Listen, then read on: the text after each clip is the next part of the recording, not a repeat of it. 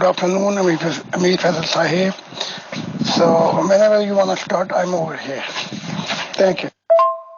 Assalamu alaikum wa rahmatullahi wa barakatuhu to all dear group members of Pure Discussion Group. हम आज के programme से मैं एक बार फिर से मोहतरम जाहिद खान साहब का पुरखुलूस इस्तकबाल करते हैं, उनको वेलकम कहते हैं। और सभी प्यारे dear members of pure discussion group, सभी प्रेजेंट एडमिन टीम्स एंड सभी लोगों को अस्सलाम वालेकुम व रहमतुल्लाहि व बरकातुहू। मोहतरम जाहिद खान साहब अस्सलाम वालेकुम। हमारा आपसे डिस्कशन हुआ था सुफियान के रिगार्डिंग, फिर मुआविया जी के रिगार्डिंग, और मोटी मोटी बातें सभी डिस्कस हो भी चुकी हैं। तो अब मैं सोचता हूं सर यजीद के रिगार्डिंग जानकारी मिल जाए कि ये एक तरह से मुआविया का बेटा था यजीद सर, और कितने टाइम में इसको इख्तिदार सौंपा गया, यानी कि खलीफा या जो भी इसको चेयर दी गई थी, कौन सी चेयर पे इसको बैठाया गया। और एक बात की जानकारी ये मिलती है कि खलीफा जब भी अगला आता है, जब एक खलीफा की डेथ हो जाती है, तो कुछ लोग ये बताते हैं कि शायद ये इकलौता खलीफा या फर्स्ट खलीफा ऐसा था कि जिसको कि इसके फादर ने अपनी जिंदगी में ही खलीफा बना दिया था, यानी कि मुआविया ने। तो इस रिगार्डिंग पहले शुरुआती आप जानकारी दे दीजिए, फिर नेक्स्ट क्वेश्चन। शुक्रिया। जब आप इसका बीमारी हालत में चलने का वक्त आया तो उसने बहुत बड़ी हुकूमत जो गालिबन 22 लाख रकबे में फैली हुई थी, एक मजबूत हुकूमत इसको दी। लेकिन हकीकत ये है कि जब ये यजीद बैठा है अपना बाप की गद्दी पे, तो इसने निहायत ही बुरे सलूक शुरू किए। तो मदीना की फजा बड़ी खराब हो चुकी थी, लोग अलानिया इसके खिलाफ हो गए थे। तो इसने एक वक्त भेजा, वो वक्त इसको मिलने के लिए आया और इसने 50-50 हजार उनको दिए कि अब ये मदीने वाले मेरे अपने हो गए हैं। लेकिन जब ये जाता है वक्त मदीने में, ये वक्त जब वापस मदीने में जाता है तो वो बताता है कि यजीद एक फासिक शख्स है, निहायत अयाश परस्त, और इस्लाम से उसका कोई अपना वास्ता नहीं है। उधर अब्दुल्ला बिन जुबैर की हुकूमत की ताकत बढ़ चुकी थी और वो भड़काते थे कि मदीने के लोग बगावत करें। उन्होंने यजीद के गवर्नर को निकाल दिया। फिर मजबूर हो के बनु उमैया सुलह सफाई में भी कामयाब नहीं हो सके। तब इसने एक फौज भेजी जो 12,000 की थी। उन्होंने आकर अपना मदीने में पहले 3 दिन की मोहलत दी, उसके बाद खूब उन्होंने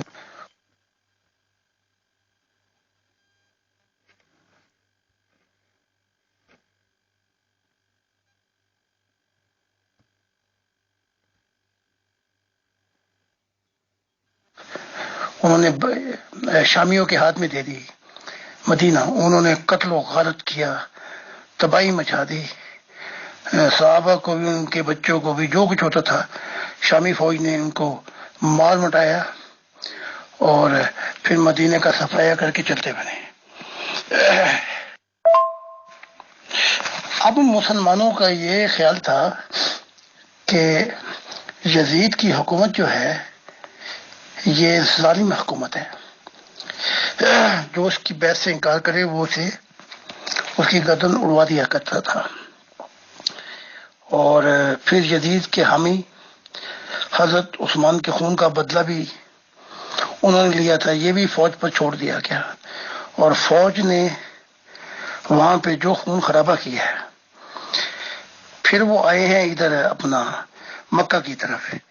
यहाँ पर पहुंच के उन्होंने बड़ी बड़ी पत्थर अब्दुल्ला बिन जुबैर शामियों ने फेंके, खाना काबा को आग लगा दी और जितना भी बदला ले सकते थे वो मक्का वालों से भी लिया।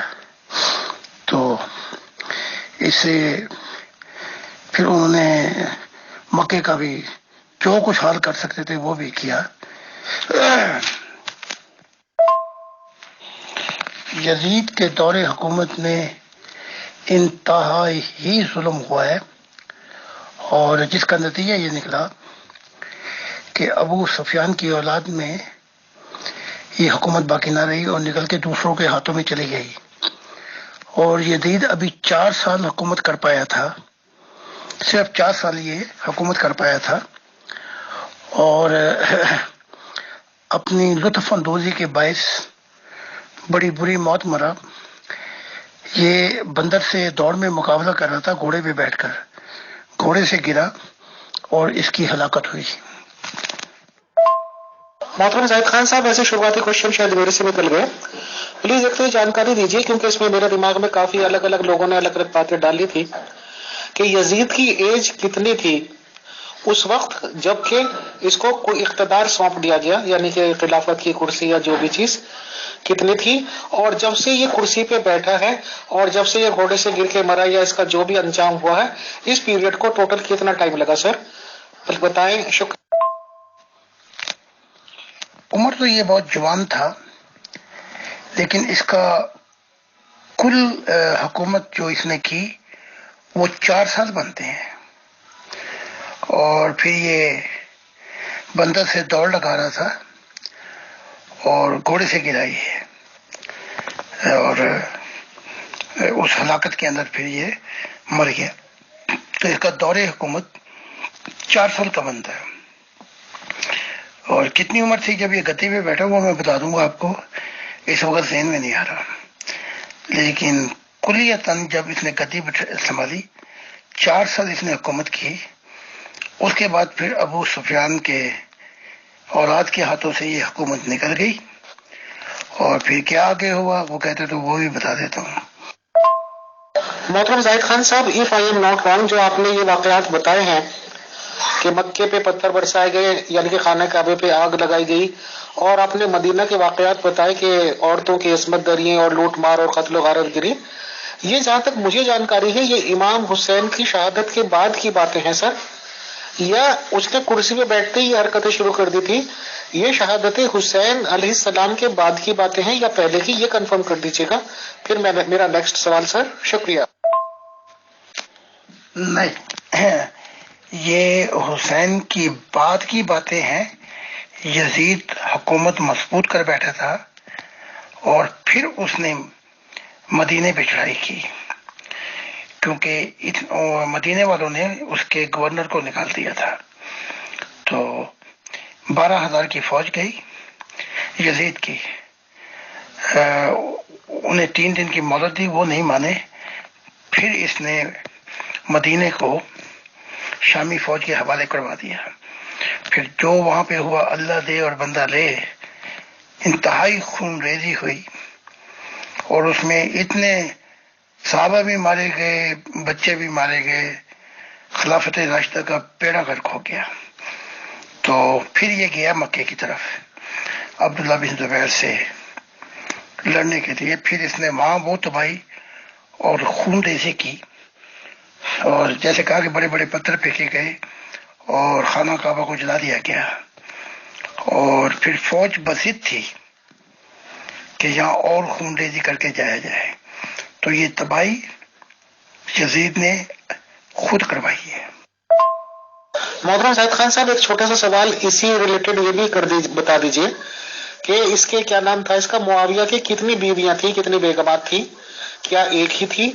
اور اس بیوی سے اگر ایک بھی تھی تو کیا یزید کی ایک لڑکا تھا یا اس کے بہن بھائی وغیرہ بھی تھے، یا اس کے معاویہ کی کئی بیویاں تھیں اور کافی اولادیں ہوئی ہیں؟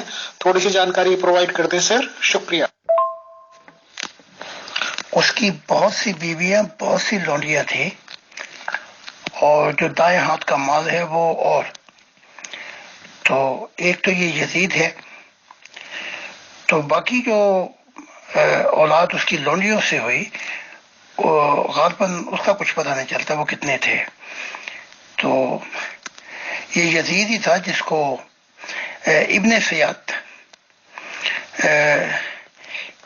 زیاد نے معاویہ سے کہہ کے کہ یہ تخت حکومت پہ بیٹھنے کے قابل نہیں ہے، عیاش ہے، اس کا دھیان حکومت کے کاموں میں نہیں ہے، تب معاویہ نے اس کی بات مان کر ابن زیاد کو اپنا بھائی بنایا تھا، جھوٹا بھائی. تو پھر اس کو فوج جہاد پہ بھیجا، اس کو تیاری کروائی گئی. تو اس کی تو بہت لوڑیاں اور بڑی لمبی تعداد ہے معاویہ کی. تو کتنے ہیں وہ بھی تاریخ میں دیکھنا پڑے گا، وہ کتنی اور کتنے لوگ ہیں اس کے. ہاں یہ ہے کہ یزید کے بعد چاہا کہ 20 سال کا دور گزرا ہے کہ یہ حکومت معاویہ کے خاندان میں باقی رہے، لیکن یہ حکومت چڑھ نہیں پکڑ سکی، نہیں اس کا یہ، بلکہ اس خاندان کا ساتھ چھوڑ دیا، ابو سفیان کا. یہ بھی ارحم سے ساتھ نہیں چھوٹا. اس میں خلافت راشدیہ جو ہے 30 سال گزرے تھے، وہ بھی برباد ہوئی، خون ریزیاں ہوئیں اور بڑے بڑے مظالم ہوئے. تو پھر یہ نرمی سے نہیں چھوٹ سکا. یزید کی موت کے بعد یہ معاملے یہیں نہیں آ کے ختم ہو جاتے، بلکہ یہ فتنہ پھر اٹھا اور بڑی شدت اور قوت کے ساتھ حکومت اور مسلمان کی مشکلات اور کو مصائب سے دوچار کر دیا، جو خرابی اور کڑائی کے اعتبار سے اس کتاب میں تاریخی کی کتابوں میں دیکھا جا سکتا ہے کہ کیا کیا اور بربادیاں. محترم زاہد خان صاحب، اگر ہم ان شارٹ ڈسکرپشن میں چلے جائیں، یا یہ کہہ لیجیے کہ غیر مسلم لوگ جو کہ نیوٹرل ہو کے ہی ایسی باتوں کو پڑھیں گے، سنیں گے، یا یہ بھی کہہ لیجیے کہ ابھی تک گروال جیسے مجھے کہا جاتا ہے، میں بھی اپنے ذہن سے دھرم کو ایک طرف کر کے سوچنے لگوں یا اپنے کمنٹس دینے لگوں تو کیا شارٹیسٹ میں اتنے نہیں دے سکتا ہوں کہ سفیان کے ٹائم سے لڑائی کی شروعات کر دی ہے رسول اسلام صاحب نے. رسول اسلام صاحب نے یہ والا کانسیپٹ دیا کہ بھائی جنگ کرو، قتل کرو، لوٹو، زیور لوٹ لو، عورتوں کو لوٹ لو، انہیں رجسٹر میں لکھ کے بانٹ دو، باقاعدہ ان کا یوز کرو. سر یہ شروعات یہاں سے کی گئی، اور اس کے بعد جب ان کی ایک طرح سے مکے کو فتح کر لیا ہے رسول اسلام صاحب نے، وہاں سے تو شاید پکی بات ہے کہ 20% خمس کے نام پر ان کو جایا کرتا تھا پرسنلی رسول اسلام صاحب کو. سر تو ظاہر سی بات ہے کہ 20% ایک بہت بڑا ریشیو ہوتا ہے. پلس ان کو جاگیر فتق بھی کہیں سے مل گئی تھی، اس کی بھی سنا بہت لمبا چوڑا ایریا تھا، اور اس کی آمدنی بھی یہ پرسنلی اپنے یوز کے لیے ان کے خرچ ہوتی تھی رسول اسلام صاحب کے، اور ان کی ہی وہ چیز جائیداد مانگی جاتی تھی. میں نے تو یہ بھی سن رکھا ہے کہ جس کسی نے وہ دی تھی وہ اسپیشل یہ کہہ کر ہی دی تھی کہ یہ رسول اسلام صاحب کی نجی جائیداد ہے. تو بہرحال بہت اچھے سے پیسوں کی انکم یا روپوں کی انکم ہو رہی تھی، اور ماشاءاللہ 11-13 بیویوں کا بھی سکھ تھا رسول اسلام صاحب کے پاس. اور ایک چارٹ دکھایا جاتا ہے کہ 17 لونڈی بھی تھی، 30 ہو گئی، اور ایک مہینے میں 30 ہی دن ہوتے ہیں، تو ایک اگر ڈیلی بھی رکھی جائے تو سر وہ بھی ایک مہینے کے بعد نمبر آئے گا. بہرحال یہیں پہ میں اس بات کو بھی مینشن کرتا چلوں سر کہ سفیان کا جو ہوا، معاویہ نے جنگیں کی، عائشہ سے قربت بڑھائی. آپ نے بتایا کہ انہیں بہت ساری ہزاروں لاکھوں اشرفیاں دی جاتی تھی. تو آج کے ٹائم میں بھی 1400 سال بعد ترقی یافتہ ملک ہے، ترقی یافتہ دنیا ہے بہت زیادہ. اگر کوئی کسی غیر عورت کو 1000 روپے کی بھی گفٹ دے گا تو لوگ سوال کریں گے، پوچھیں گے کہ آخر ایسی کیا بات ہے کہ بھائی تم 1000 روپے کی گفٹ دے رہے ہو ایک ادر لیڈی کو جس سے آپ کی نہ رشتے داری نہ کچھ، تو وہاں تو لاکھوں روپے کی اشرفیاں دی جا رہی تھی. تو سوچا جا سکتا ہے کہ کیوں دی جا رہی ہوں گی. بہرحال اگر میں شارٹیسٹ کنکلوژن کروں سر کہ یزید نے نمٹایا ہے پوری طرح سے رسول اسلام صاحب کے خاندان کو، بچے تک کو مار دیا، اور اس کے بعد جو اس نے چڑھائیاں کی ہیں مکے پہ آگ لگائی. تو ظاہر سی بات ہے کہ مکے کو خانہ کعبہ یا قبلہ رخ بنا کے گئے تھے رسول اسلام صاحب. مدینہ مسجد پہ جاتے ہیں لوگ باغ مکے کی پوجا کر کے یا کیا کر کے طواف کر کے جاتے ہیں. مدینہ مسجد کو پامال کیا گیا، وہاں گھوڑے بندوائے گئے، گھوڑے کی لید ہوئی ہے. اور میری جانکاری میں یہ بات بھی ہے کہ مدینہ شہر میں ہی مسلمان عورتوں پہ ہی بہت زیادہ اتیاچار کیے گئے، ان کے ساتھ عصمت دریاں کی گئی. اور یہ بھی ملتا ہے ریکارڈز میں کہ لگ بھگ 1000 عورتیں ایسی تھی جو کہ پریگننٹ ہوئی اس طرح کے ریپ کے چکر میں. محترم امام حسین علیہ السلام کے خاندان کو بچے تک کو شہید کرنا ظاہر سی بات ہے کہ پرانی خندق تھی، پرانی خنس تھی، اور دادا جی کا ٹائم کا بدلہ لینا تھا، پھوپھی کی شادی کر دی گئی تھی اس کا بدلہ لینا تھا، باپ کے ساتھ علی صاحب نے جنگیں کی، عائشہ جی کا جو بھی مسئلہ رہا اس کا بدلہ تھا. کیونکہ اگر بدلہ دماغ میں نہ ہو تو 70 آدمیوں کو پکڑنا، گرفتار کرنا کوئی بڑی بات نہیں تھی. حسین علیہ السلام کے قافلے کو 2 منٹ میں گرفتار کیا جا سکتا تھا، بٹ انہیں مارنے کا آپشن لیا گیا.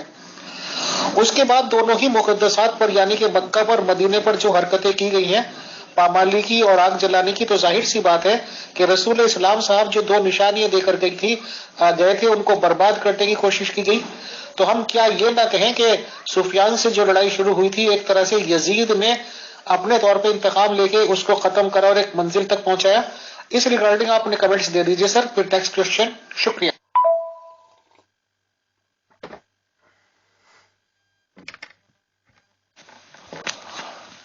مسلمان کہتے ہیں اور جو راکم ہیں جنہوں نے ہسٹری کو لکھا ہے وہ کہتے ہیں کہ ابو سفیان اور یزید کے دور میں اسلام جو ہے اس کی روح نکل چکی تھی، اور ابو سفیان اور یزید نے اسلام کو بادشاہتی نظام میں بدل دیا تھا.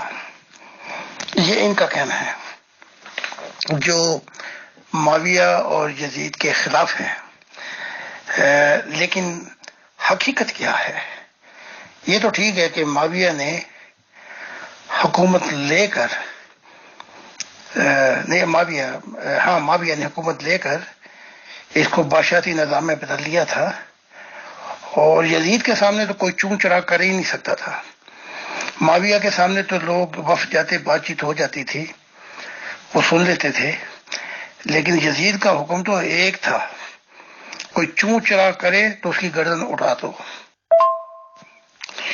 لیکن اصل حقیقت یہ ہے کہ عرب کے لوگ محمد صاحب کو نبی کم اور پاور مین کہتے تھے کہ یہ نیا سربراہ ہے جس نے حکومت پہ قبضہ کر لیا ہے اور اس کے پاس طاقت ہے.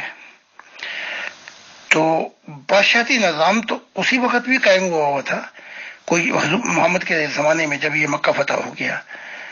تو اب یہ تھا کہ یہ 3 چیزیں پیش کر دیا کرتے تھے، یا تو جزیہ دے دو، یا اسلام لے آؤ. نہیں لے کے آتے جزیہ دو، جزیہ نہیں دیتے تو پھر ہم تم سے جنگ کریں گے. تو اس طرح پھر انہوں نے اپنے رقبے کو پھیلایا ہے. لیکن عرب کے جو لوگ تھے انہوں نے بغاوتیں بڑی کی ان کے زمانے میں،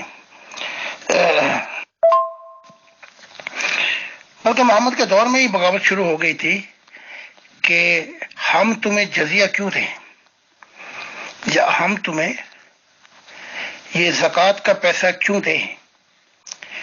تو ان معاملات میں پھر جنگ تو محمد صاحب نے بھی کرنی تھی، لیکن محمد صاحب کا آخری وقت آ چکا تھا. پھر ابو بکر نے یہ کہا، بلکہ عمر نے تو کہا جب یہ کہتے ہیں لا الہ الا اللہ تو ہم ان سے لڑ نہیں سکتے، تو نہ ہم انہیں قتل و غاری کر سکتے ہیں. تو ابو بکر ادھر انتہا پسند بن گئے. انہوں نے کہا کہ محمد کے دور میں یہ اگر کوئی ایک اوچھڑی بھی دیتے تھے نا تو میں وہ بھی ان سے وصول کروں گا. اور پھر زبردستی ان کو عرب کو تلوار کے زور سے خون خرابہ کر کے واپس لایا گیا کہ تم زکوٰۃ بھی دو گے، اور اگر تم نہیں ہونا چاہتے مسلمان تو جزیہ بھی دو گے، اور نہیں دو گے تو ہم تمہارے ساتھ یہ کریں گے. تو یہ حالات گزرے ہیں. تو اس وقت محمد کے دور میں تو کوئی نہیں کہتا تھا، بس یہ کہتا تھا کہ ہاں وہ ایک اللہ کی دعوت دیتا ہے، لیکن نبی سے زیادہ عرب والے اس کو پاورفل مین کہا کرتے تھے محمد صاحب کو، کہ طاقتور یہ سربراہ ہے.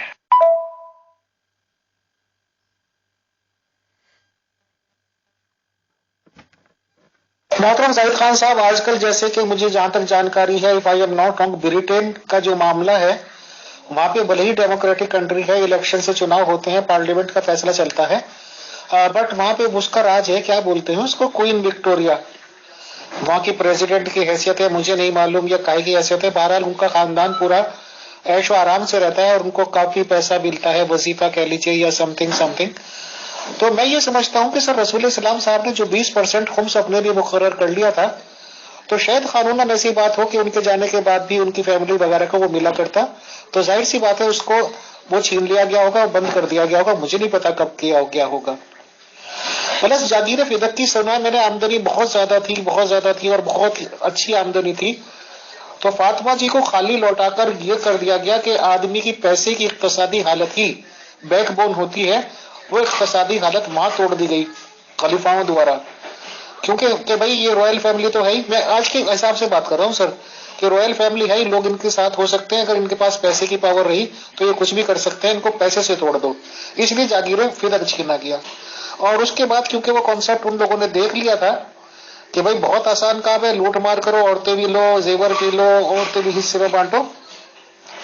وہی خلیفاؤں نے کرسی میں بیٹھ کر کیا کہ بھائی یہ 1000 20,000 پتہ نہیں لاکھوں کلومیٹر بتاتے ہیں، اور ان کی وہ حوث بڑھتی چلی گئی، اور رسول اسلام صاحب سے انہوں نے ان کی وفات کے ٹائم ہی سمجھ لیے اقتدار لے لیا، اور یہ کہا چلو گرو جی آپ نے جو سکھایا اب ہم آگے چلتے آپ کے اس کو بڑھاتے ہیں. کیا میں ایسا سوچ سکتا ہوں سر؟ جیسے یہ برٹش رائل فیملی جو ہے، ایک وقت آیا کہ ان کا بھی کام ہونے لگا تھا، لیکن انہوں نے وقت کے تقاضوں کو سمجھ لیا، اور جو کانٹریکٹ کیے گئے ہیں، معاہدے کیے گئے ہیں، اس میں یہ کہ ہم ڈیموکریٹک پروسیس میں مداخلت نہیں کریں گے، لیکن گورنمنٹ ہمیں جو ہمارا وظیفہ اور جو کچھ ہے وہ تو لاکھوں میں بنتا ہے، وہ ہمیں منتھلی دے گی. تو اب انہوں نے رائل فیملی نے چون چھوڑا لی تھی. اور اس کے بعد یہ بھی ہے کہ یہ جو برٹش گورنمنٹ ہے، ان کی لائلٹی ان کے ساتھ قائم رہے گی. تو ابھی وہ کرنسی بھی ان کی چلتی ہے، رائل فیملی کی، برٹش ملکہ وکٹوریا کی. تو ابھی ان کا اتنا اثر ہے کہ ٹھیک ہے ڈیموکریٹک پروسیس ہے، جمہوریت ہے، لیکن رائل فیملی جو ہے جب وہ کچھ کہتے ہیں تو بڑا اثر انداز ہوتا ہے گورنمنٹ کے اندر. اب ہم آتے ہیں محمد صاحب کی. محمد صاحب نے تو اپنے جو اہل بیت ہیں ان کے لیے بہت کچھ کیا ہے، تو بلکہ عمر نے بھی جو اہل بیت کا وظیفہ تھا وہ بھی کئی ہزاروں میں درم میں دیا تھا ایک کو، کہ یہ محمد کے بہت قریب تھے. اس کے بعد پھر صحابہ کا انہوں نے جنگیں کی تھی، اس کے بعد اسی طرح 3-4 کیٹیگری میں یہ مال غنیمت اپنا دیا جاتا تھا، ہر ایک کو ایک جیسا نہیں. جو محمد اور کے اہل بیت، ان کی بیویاں، ان کو بہت زیادہ منتھلی ملتا تھا. اس کے بعد وہ صحابہ جنہوں نے جنگیں کی تھی پرانے، ان کو اس کی حیثیت کے مطابق اس کے بعد نیچے. تو یہ نظام عمر نے قائم کر دیا تھا. اب آتی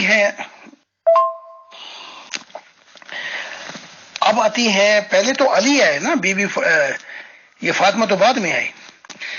علی اور یہ کیا کہتے ہیں عباس، یہ عمر کے پاس آئے اور چاہا کہ ان کی جائیداد میں فیصلہ کر دیا جائے. تو عمر جو تھے وہ بڑے ناراض ہوئے. انہوں نے کہا میں نے وہی طریقہ اختیار رکھنا ہے جو ابو بکر نے کیا تھا.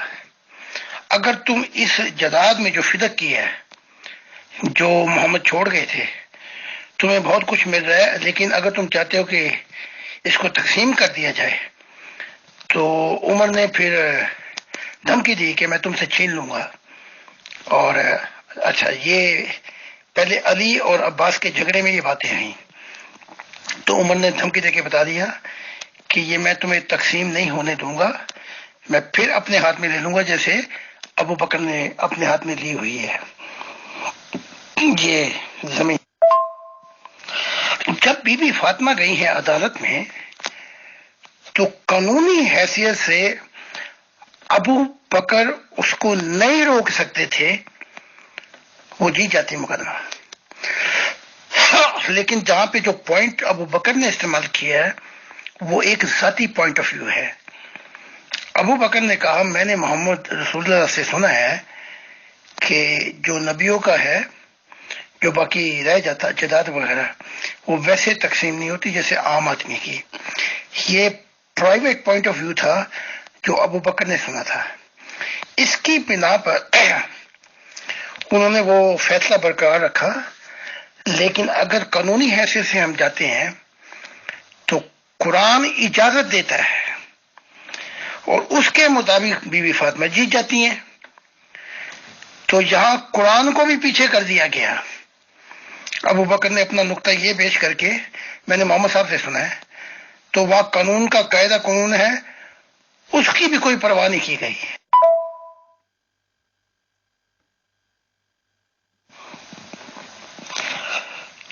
اہل بیت کو اور علی کو تو حکومت میں بھی شامل نہیں کیا گیا. یہ علی جو ہیں اور یہ قریبی اہل بیت یہ تو دفنا رہے تھے، کفن دفن کا معاملہ ہو رہا تھا، اور یہ ابو بکر اور یہ عمر پہنچے ہوئے تھے انصار سعد بن عبادہ کے مکان پر. وہاں پہ فیصلہ ہو رہا تھا کہ خلیفہ کن سے بننا ہے. علی سے تو نہ پوچھا گیا، نہ شریک کیا گیا، اور نہ ہی وہ چاہتے تھے کہ علی کو یہ ملے. تو وہاں جھگڑا پڑ گیا. تو انصار نے کہا سعد بن عبادہ جو ہے وہ ہمارے خلیفہ ہوں گے. تو وہاں پہ جھگڑا یہ پڑا، ایک انصار سے ہو خلیفہ، ایک مہاجر سے، مہاجرین میں سے. تو عمر نے کہا یہ تو پھر ایسا ہوگا کہ ایک رسی سے دو اونٹ کو باندھ دیا جائے. تو پھر جھگڑا پڑا. ان کی وہاں پھر تلواریں نکلنے لگیں. تو سعد بن ابو بکر نے کہا عمر تم خاموش ہو جاؤ. تو جب معاملہ تھوڑا سا ٹھنڈا پڑا تو کہا اچھا تم عمر کو بنا لو خلیفہ. تو وہ تیار نہیں تھے. عمر نے کہا کہ یا ابو بکر ہوتے میں خلیفہ نہیں بن سکتا.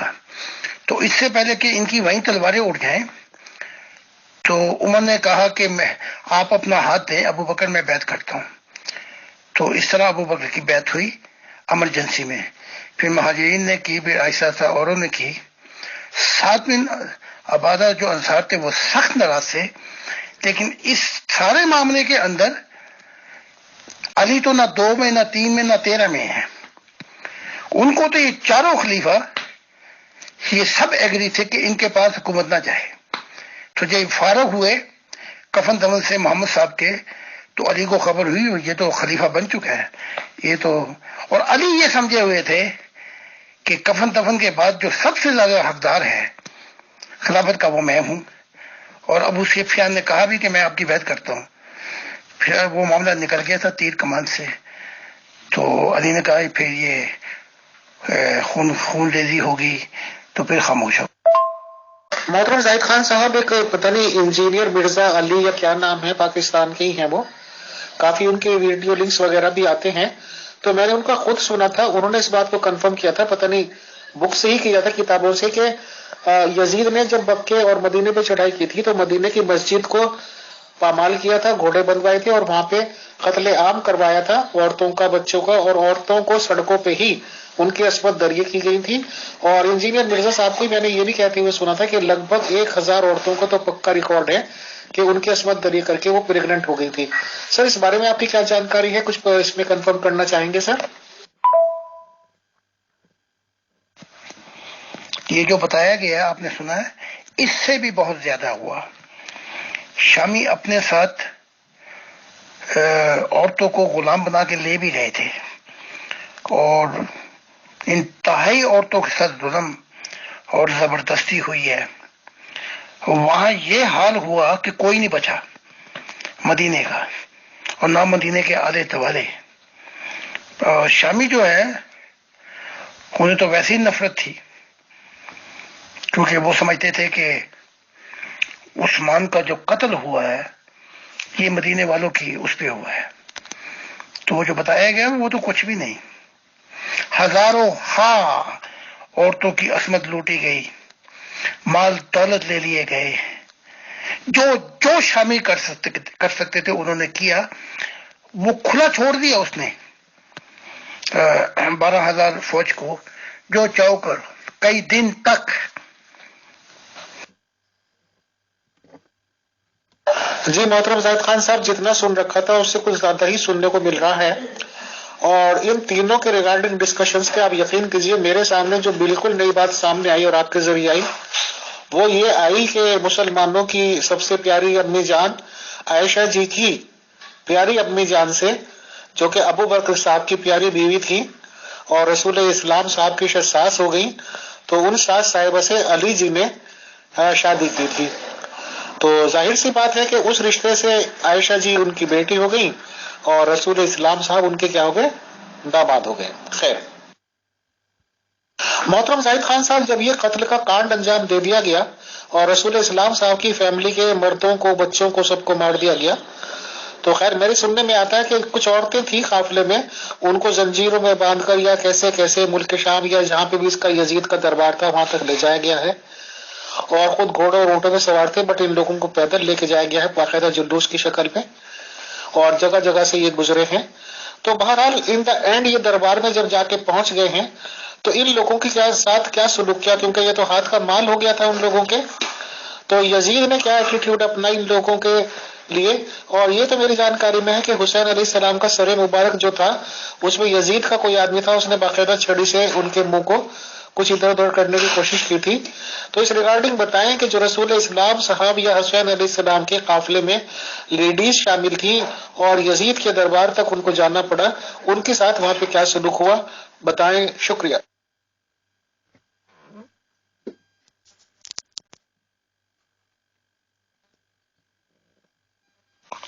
یہ واقعتاً ایسا ہوا ہے کہ ان کو زنجیروں میں جکڑ کر بڑا برے طریقے سے پیش آئے۔ جب یہ یزید کے وہاں پہنچے تو ان میں سے ایک جو قافلے میں سے تھا، جو سب سے بچہ تھا، مجھے اس وقت نام ذہن میں نہیں ہے، یا زین العابدین یا کون تھے، انہوں نے اس کو کہا کہ ہماری رشتہ داری بھی ہے تجھ سے، اس کا خیال کر۔ پھر اسے شرم آئی تو پھر یہ قافلے والوں سے اچھا ان کو مہمان بنا کے ٹھہرایا، دل چوئیاں کی ان کی، جو کچھ ہوتا تھا ان کو دے کر پھر اس نے ان کو آرام سے رخصت کیا۔ تو یہ اپنے دربار میں جب حسین کا سر پڑا ہوا تھا، یہ اس کے ہاتھ میں جیسے جنرل کے ہاتھ میں سوٹی نہیں ہوتی سٹک، اس سے یہ رگڑ رہا تھا یہ یزید، اور کہہ رہا تھا جو ہمارے سامنے ہمارے مقابلے میں آتے ہیں ان کا یہی حشر ہوتا ہے۔ تو وہاں ایک بہت بوڑھے صحابی بیٹھے ہوئے تھے، انس غالباً، انہوں نے کہا کہ تو حسین کے کٹے ہوئے سر پر دانتوں پہ یہ چھڑی نہ پھیر، میں نے خدا کی قسم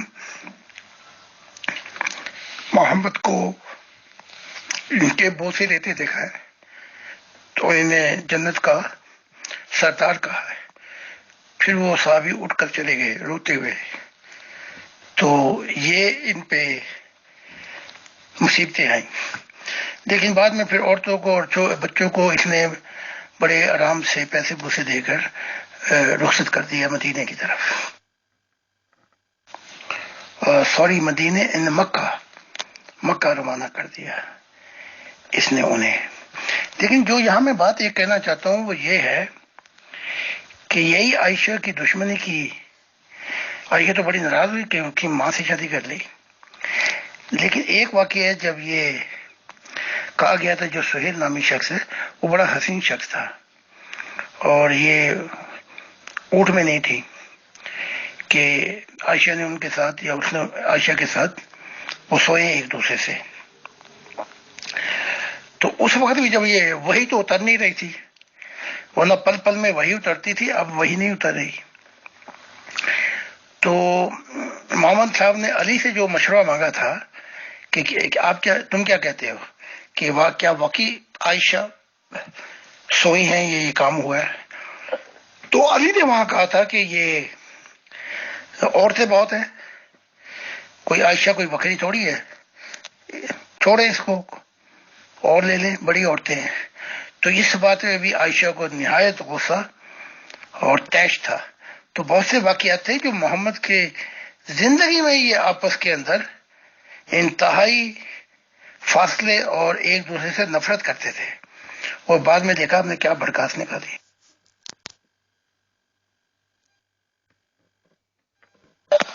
محترم زاہد خان صاحب، اصل میں افسوس در افسوس تو ہوتا ہی ہے۔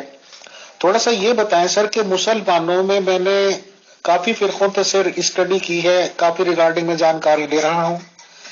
ایک فرقہ خاص طور سے جو میری نظر میں ہے وہ اہل حدیث فرقہ ہے سر، اور اہل حدیث کے نمائندے لوگ کہہ لیجئے، ان کے عالم فاضل لوگ کہہ لیجئے، اور اہل حدیثوں کی دنیا میں کم سے کم دو کافی رونما نام ہیں، ان کے فیمس نام ہیں، اور میں سمجھتا ہوں کہ مجھے ان دونوں کا شاگرد ہی رہنے کا موقع ملا ہے۔ بٹ میں نے یہ دیکھا ہے کہ ان کے سامنے یزید کو ذرا سا غلط کہنے کا مطلب یہ ہے کہ اپنی شامت اعمال کو بلا لینا، یا وہ لوگ یا کہ ایسے لوگ مسلمانوں میں جو کہ یزید کو ڈیفینڈ کرنے کی کوشش کرتے ہیں، یزید کو اگر ان کا بس چلے تو علیہ السلام کہہ دیں، اور یزید کو رضی اللہ عنہ سے تو کم نام ہی نہیں دیتے۔ ایسے لوگوں کے لیے آپ کیا نظریات پیش کرتے ہیں؟ ایسے لوگوں کی بات سننی چاہیے یا انہیں اگنور کرنا چاہیے؟ بتائیں، شکریہ۔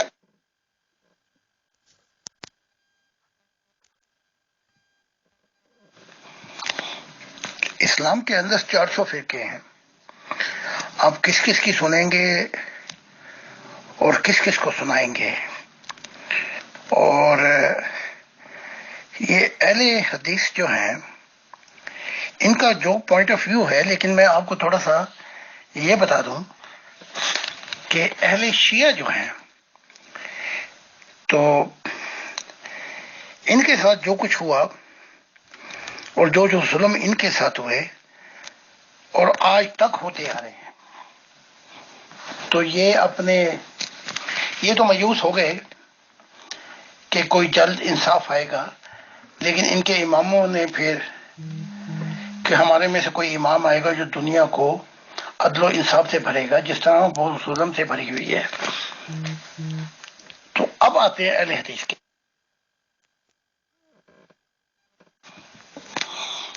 اب اگر ہم اہل حدیث کے پوائنٹ آف ویو پر جائیں تو یہ ایک ان کا پوائنٹ آف ویو ہے جو وہ سمجھتے ہیں۔ اگر ہم شیعہ کے پوائنٹ آف ویو میں جائیں تو وہ صحابہ تک کو جہنمی کہتے ہیں، عائشہ کو بھی جہنمی کہتے ہیں، لیکن حقیقت جو ہے، جو تاریخ جو ہے، اگر اس وقت مرتب نہیں ہو سکتی لیکن بعد میں حقائق کھل کے سامنے آتے ہیں، تو میں نہ ان صحابہ کو رضی اللہ تعالی عنہ کہتا ہوں اور نہ ہی انہیں میں رضی اللہ تعالی عنہ کہتا ہوں، کیونکہ ان کے ظلم سے تاریخ بھری پڑی ہے۔ میں نے اپنی آنکھوں سے دیکھ لیا محمد صاحب کے اصحابہ کو دوزخ کے اندر، میں نے یزید کو دیکھ لیا، ابو سفیان کو دیکھ لیا پھنسے ہوئے ہیں۔ تو نہ میں پہلے کہتا تھا نہ اب کہتا ہوں، اور جو یہ کہتے ہیں یہ کہتے رہے۔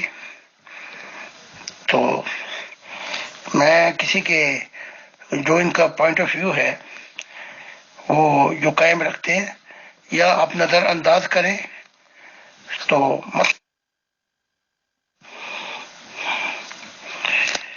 جو علی کی محبت میں دیکھتا ہے وہ پھر شیعوں کی محبت میں ہے، اور جو بنی امیہ کی نگاہ سے دیکھتا ہے وہ علی کا دشمن ہے۔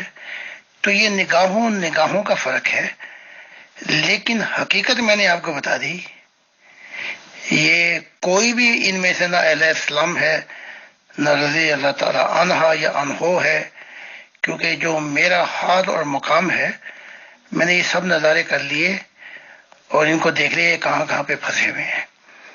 تو حقیقت یہ ہے کہ ابو سفیان، بنو امیہ، یزید، انہوں نے جو ظلم کیے ہیں اپنے دور میں، جو برباد ہوئی ہے 30 سالوں میں، اور جو خون ریزیاں ہوئی ہیں وہ آج بھی لٹکی ہوئی تلوار بن کے اماموں کی صورت میں، شیعوں کی صورت میں۔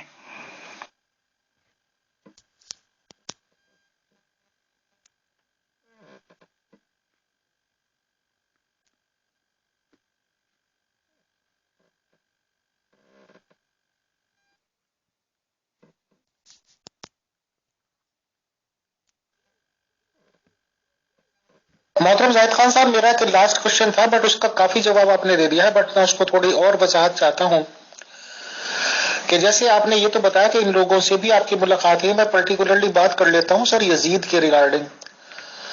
اگر یزید کی ملاقات آپ سے ہوئی ہے عالم ارواح میں تو کائنڈلی یہ بتائیں کہ جو امیت اگروال جیسے لوگ سوچتے ہیں کہ اس نے اپنے دادا کا بدلہ لیا، باپ کا بدلہ لیا، پھوپھی کا بدلہ لیا اور سارے خاندان کو ہی ختم کر دیا، یہ بات وہ بتاتا ہے آپ کو یا کن لفظوں میں بتاتا ہے؟ پلس کیا اس کو رتی برابر بھی شرمندگی ہے کربلا کا کانڈ کر کے، یا وہ دبنگئی کے ساتھ کہتا ہے کہ جو کچھ اس نے کیا ٹھیک کیا؟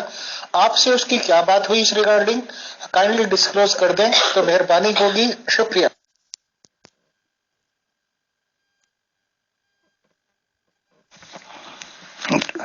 ذرا آسان الفاظ میں بات ہو جائے، جو بھی دوستوں میں پھنستا ہے یا محمد کا صحابی ہو، وہ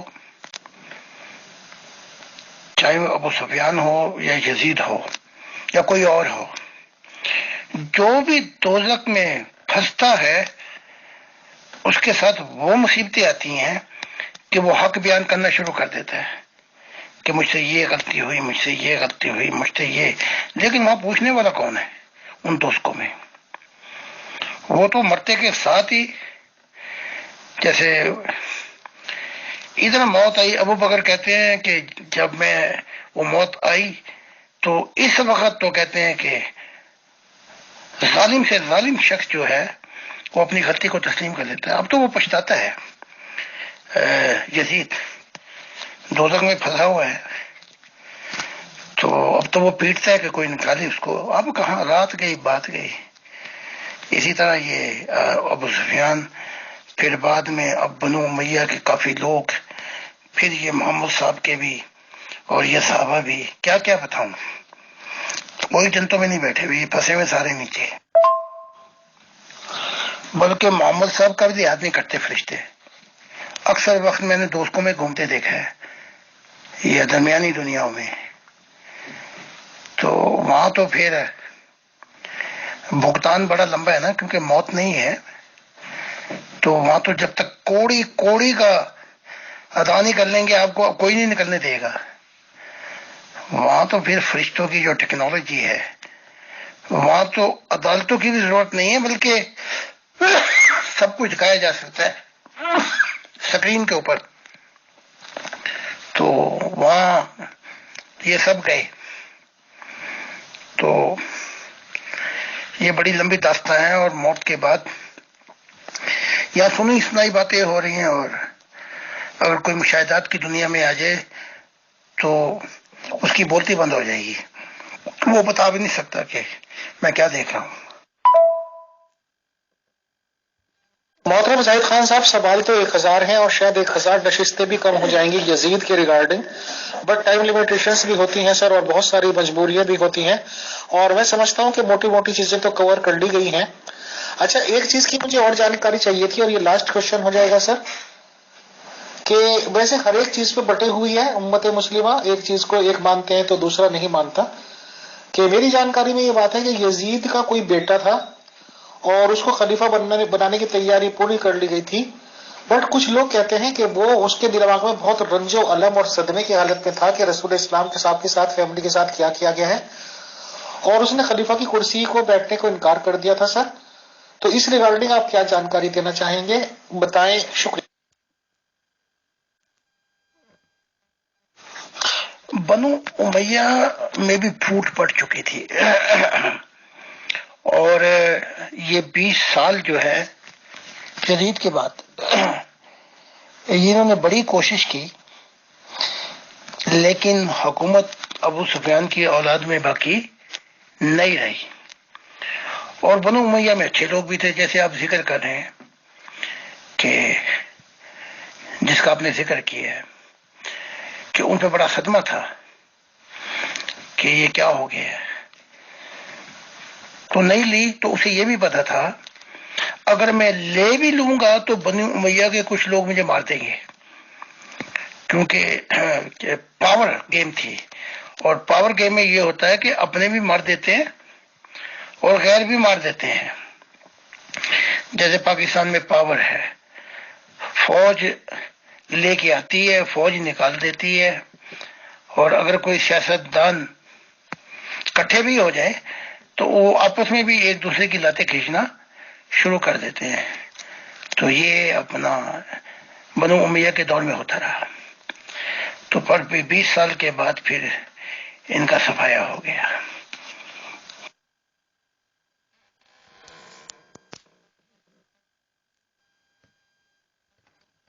محترم زاہد خان صاحب، بہت بہت شکریہ، بہت جزاک اللہ۔ حالانکہ دل یہ کہہ رہا ہے کہ آپ سے گھنٹوں تک باتیں کروں، بٹ ٹائم لیمیٹیشنز ہوتی ہیں۔ انشاءاللہ کل خدا نے زندگی رکھی اور چاہا اور آپ کی طرف سے بھی یس ہوئی تو پھر مغل میم آپ سے سوال و جواب کی نشست کریں گی، اور ابھی کے لیے اجازت۔ آپ کا ایک بار تہہ دل سے شکریہ، جزاک اللہ، تمام ایڈمنس ٹیم کا، تمام پیور ڈسکشن گروپ کے ممبرز کا بہت بہت شکریہ، بہت جزاک اللہ۔ السلام علیکم ورحمۃ اللہ وبرکاتہ۔ بہت بہت شکریہ امیر فیصل صاحب، اور آپ کی جو ٹیم ہے ان کا بھی بہت شکریہ۔ چاہے ہمارے عقائد مختلف ہوں، اور جو لوگ بھی یہ پروگرام کو تاکہ لوگ سنیں اور انسانیت کے اندر آئیں تاکہ ترقی ہو سکے، تو بڑی بڑی مہربانی آپ کی کہ مجھے موقع دیا۔ خدا حافظ۔